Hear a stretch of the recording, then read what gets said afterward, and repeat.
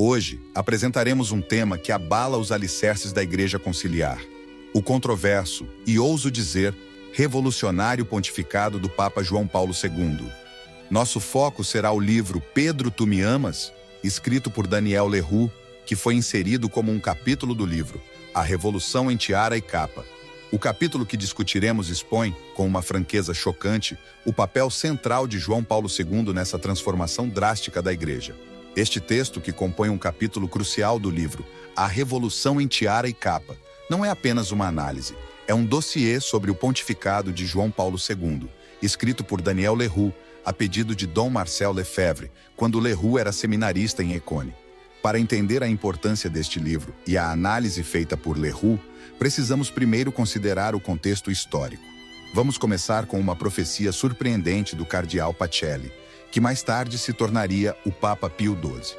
Ele disse: "Ouço à minha volta inovadores que querem demolir a capela sagrada, destruir o fogo universal da Igreja, rejeitar seus paramentos, provocar-lhe remorso de seu passado histórico." Essas palavras, pronunciadas há mais de meio século, parecem prever as transformações que a Igreja Católica sofreria nas décadas seguintes.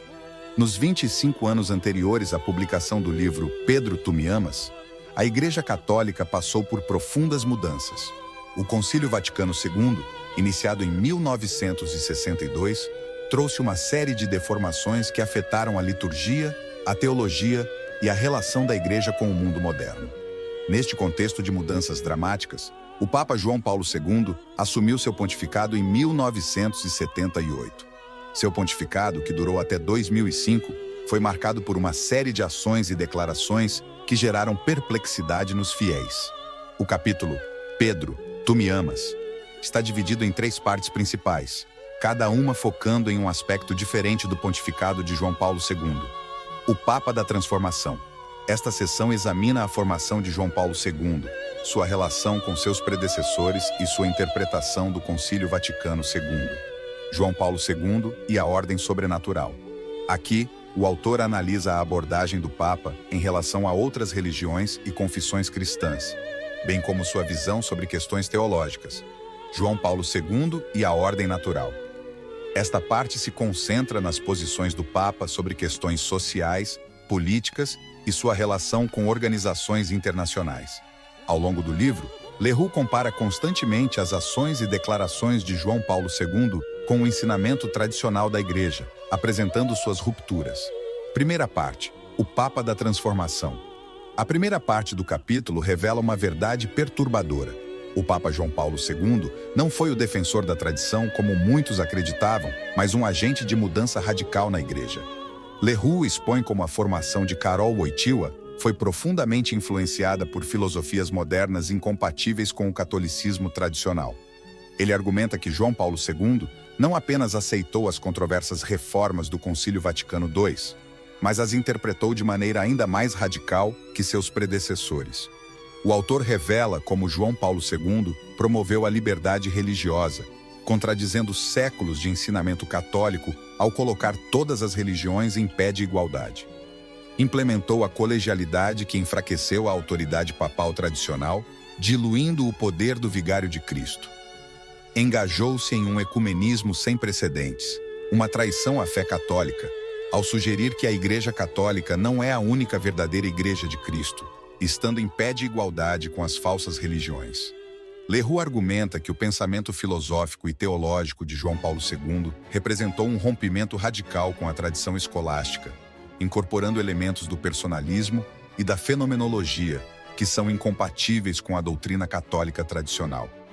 Talvez o mais chocante seja a revelação de que João Paulo II adotou uma atitude conciliatória em relação à maçonaria, uma organização historicamente condenada pela Igreja. Portanto, em ruptura significativa com a tradição, colocando em risco a integridade da fé católica. Segunda parte: João Paulo II e a ordem sobrenatural. Nesta seção, Leroux expõe as ações mais controversas de João Paulo II no campo religioso. O autor argumenta que o Papa promoveu um sincretismo perigoso que ameaça a unicidade da fé católica. Leroux revela como João Paulo II elogiou Martinho Lutero, um heresiarca condenado pela Igreja, sugerindo uma reabilitação do protestantismo que contradiz séculos de ensinamento católico. Visitou uma sinagoga e uma mesquita, atos sem precedentes que escandalizaram muitos fiéis e que podem ser interpretados como uma validação de religiões não cristãs.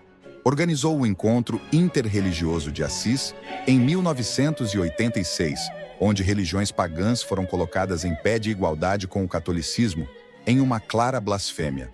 Durante este evento, ocorreu um ato particularmente abominável. Uma imagem de Buda foi colocada sobre o sacrário no altar.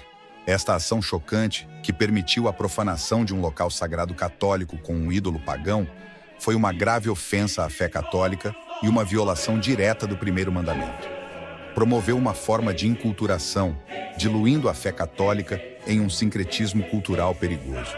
O autor argumenta que estas ações não foram meros gestos diplomáticos, mas sinais de uma mudança fundamental e sistemática na compreensão da missão da Igreja, abandonando a necessidade de conversão e potencialmente minando a crença no dogma da exclusividade salvífica da Igreja Católica. Terceira parte: João Paulo II e a ordem natural. Leroux não se detém apenas nas questões religiosas. Ele expõe como o Papa João Paulo II adotou posições políticas e sociais que se opõem ao ensinamento tradicional da Igreja. O autor revela como o Papa abraçou o conceito moderno de direitos humanos, em detrimento da doutrina social católica tradicional, potencialmente abrindo as portas para a aceitação de práticas moralmente questionáveis, em nome dos direitos individuais, oriundos da Revolução Francesa. Adotou uma Ostpolitik que constituiu encapitulação frente ao comunismo, possivelmente comprometendo a posição da Igreja contra regimes totalitários. Falhou em condenar completamente a herética teologia da libertação, permitindo que ideias marxistas continuassem a influenciar setores da Igreja. Mais do que isso, João Paulo II manteve uma relação íntima e ofereceu apoio significativo a Dom Helder Câmara, um dos principais expoentes da teologia da libertação no Brasil.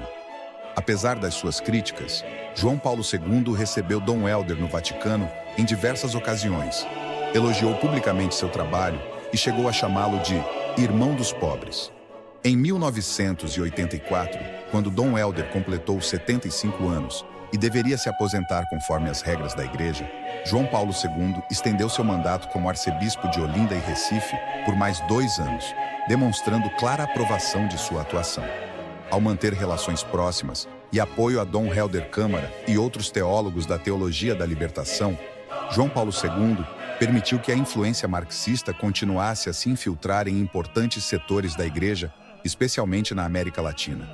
Promoveu uma visão de ecologia e desenvolvimento sustentável alinhada com agendas políticas globalistas, potencialmente desviando a Igreja de sua missão espiritual primária.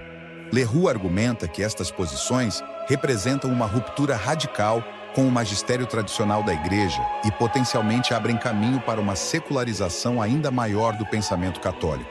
Embora o Papa tenha mantido muitos elementos tradicionais em sua retórica, suas ações representavam uma ruptura significativa com a tradição católica. Algo, aliás, coerente com a doutrina modernista. Em alguns momentos, defender elementos tradicionais, enquanto em outros promover a revolução. Ao concluir nossa análise do capítulo Pedro, Tu Me Amas, é importante refletir sobre o legado revolucionário de João Paulo II. O livro A Revolução em Tiara e Capa nos convida a considerar as tensões e desafios enfrentados pela Igreja Católica no mundo moderno, especialmente com seu próprio clero, que em parte apostatou e negou a Nosso Senhor Jesus Cristo por ações práticas. Este livro, assim, oferece uma perspectiva valiosa para compreender a crise na Igreja Católica. Caros espectadores, a editora Custódia Fidei está realizando uma campanha editorial exclusiva. É importante ressaltar que todo o conteúdo presente no livro foi escrito a pedido de Dom Marcel Lefebvre, tanto por Daniel Leroux quanto pelos dominicanos de Avrillé, monges que redigiram os demais capítulos da obra. Esta é uma oportunidade única para adquirir uma coleção de grande valor histórico e teológico. Já alcançamos mais de 77% da meta da campanha, mas restam poucos dias e unidades limitadas para encerrarmos com sucesso. Acesse o link na bio do Instagram para participar da campanha e garantir o seu exemplar. Lembre-se, as unidades são limitadas e o tempo está se esgotando. Agradecemos a todos pela atenção e pelo apoio. Que Deus os abençoe.